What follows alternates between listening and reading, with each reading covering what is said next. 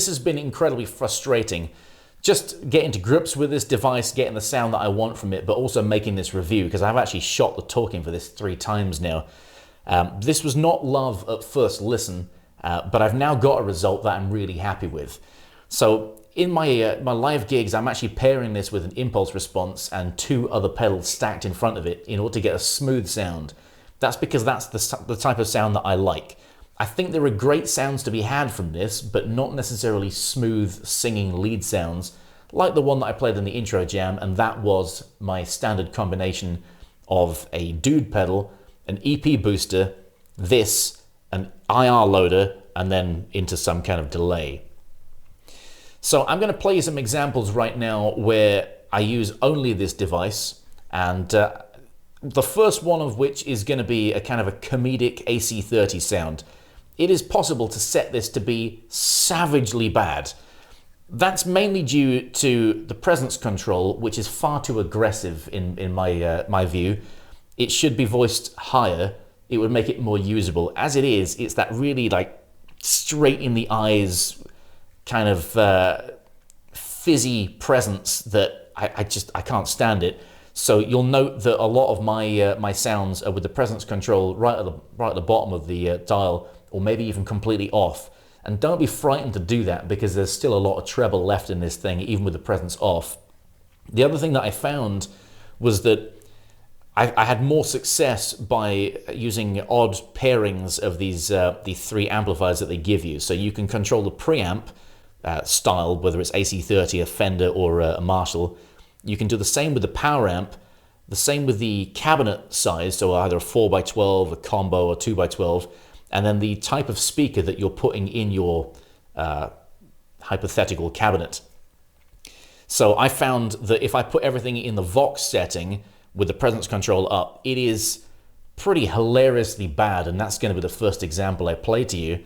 But from that point on, I'll start pairing it with other things.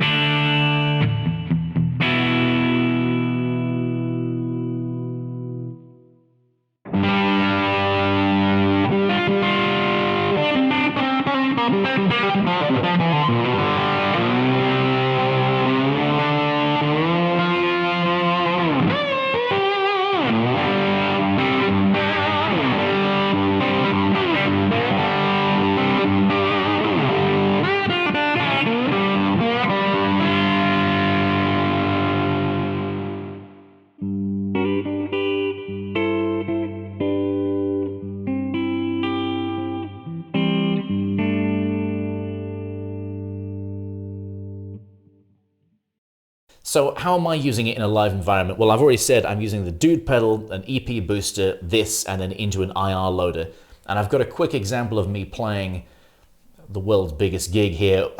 You've got a mic on stage with me, well, on AstroTurf, and you'll get to hear exactly what I'm hearing out the back of my PA speakers as I'm doing a gig with this.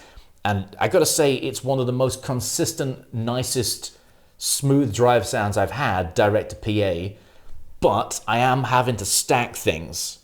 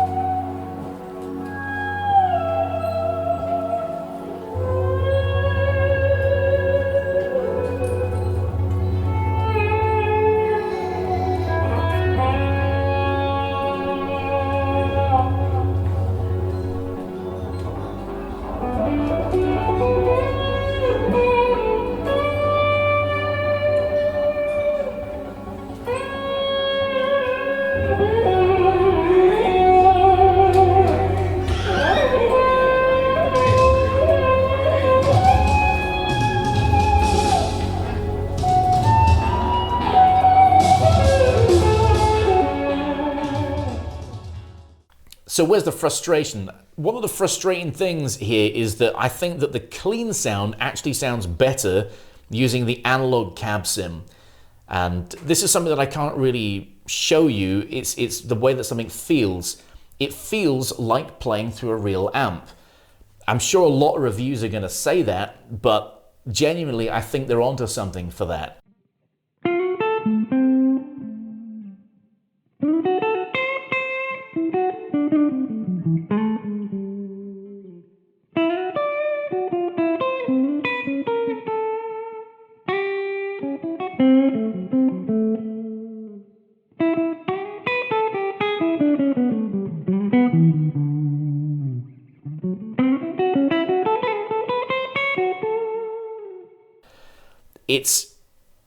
It's just when it comes to getting smooth drive sounds, I can't get it using the analog cab sim. I've got to pair it with an IR, which then puts me in the situation that how do I toggle between those two things? It's almost impossible to do that.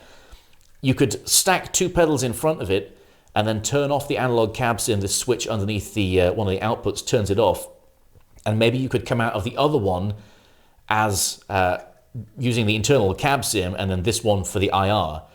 But then when I went between clean and dirty, I would have to turn on those two drive sections, possibly toggle between amps here, although the Marshall does clean up pretty well anyway. But then I'd have to toggle between the two outputs because one of them would have an IR and one of them wouldn't. Now you could use the Simplifier X, which is the slightly bigger version, which is kind of two of these at the same time. It's not, they're slightly different to each other, but two of these at the same time. And you could almost have two discrete channels, one with your drive pedals going into an impulse response, into a delay, and then the other half could be using maybe internal reverb and internal cab sim. And so I'd have an A-B splitter before both of those two lines, and then some way of summing them together at the other end, or use two channels on the desk. That would be one way of doing it. But you can see how everything is getting more complex here. It's not just a button you can press and flick between two sounds. And it's not like I'm asking for anything really super complex here. It's just a clean sound and a smooth drive sound. For these backing track gigs, I can just leave it on my smooth drive sound, back the volume off on the guitar, and it cleans up incredibly well. And that's great. I can play an entire gig on that. I don't need a clean channel.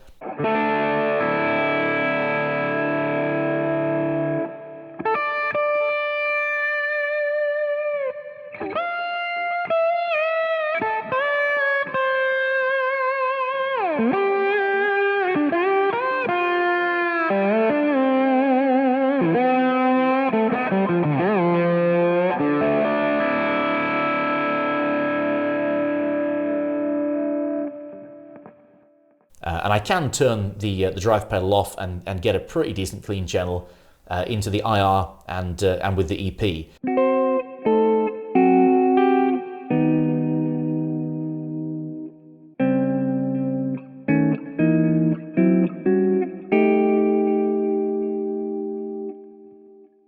I will say that as an extra layer of complexity, I think I get better clean sounds when using the EP in top-end boost mode, whereas I'm using it in the high-end roll-off vintage mode when I'm playing drive stuff, because it sort of makes the mid come forward a little bit and smooths out the top end.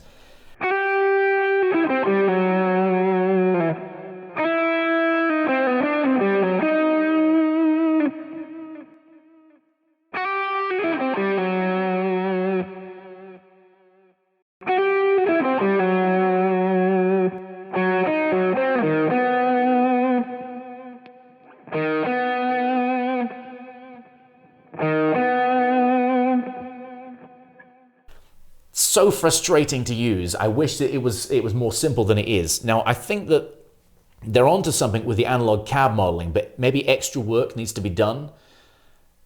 The incredibly aggressive presence control maybe needs to be refined.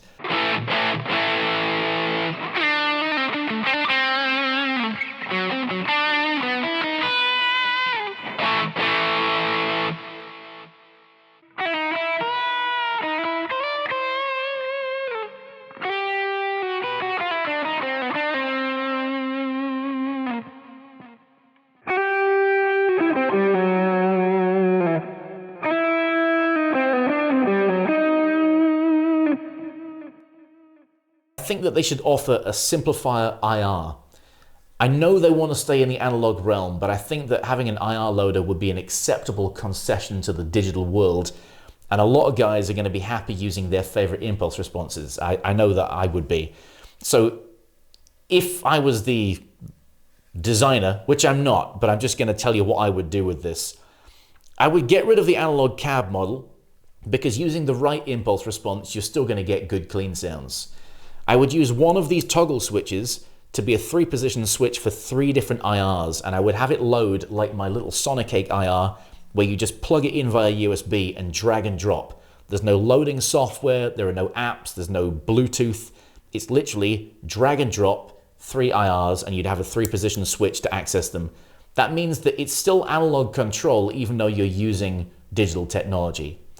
I would then get rid of one of these 2 knobs here, and I would turn one of them into the reverb, which is incredibly difficult to get to when you've plugged it in on a board. When the other pedals are right up next to it, you can't get to this dial, so it becomes a sort of a set it and forget it thing, which isn't necessarily practical in every venue, because sometimes certain venues are already pretty verby, and it's really difficult for me to get in there and turn it down, to the point where I actually have to rip the pedal off the board next to it in order to get to this dial.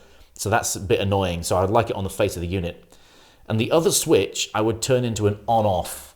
Now this is a huge deal, because I'm using a direct-to-rig sometimes, direct-to-PA rig sometimes, and then sometimes I'm using into an amplifier. I have no way of bypassing this. Now you can bypass it using this output here. These little switches underneath the outputs are very, very fiddly to get to, and again, when you've plugged it in, there's no way you're getting to that. But I could turn it off with this one. This one only bypasses the internal cab sim, but doesn't bypass the preamp. Well, that means that I would have to then change which output I was using in order to bypass the unit. So it means that every single gig at the moment, I have to rewire my pedal board.